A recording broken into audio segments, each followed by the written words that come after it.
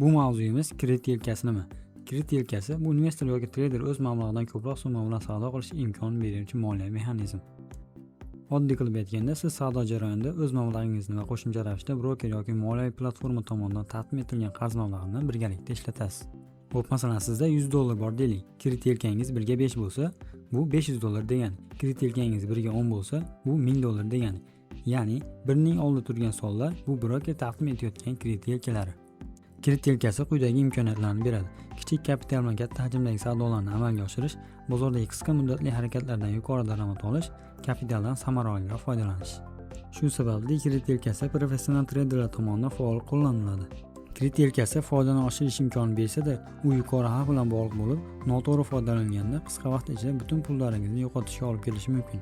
Shu sababli ehtiyotkorlik bilan risk boshqaruv asosida qo'llanilishi kerak. Kanalni yo'qotib qo'ymaslik uchun obuna bo'lishni unutmang.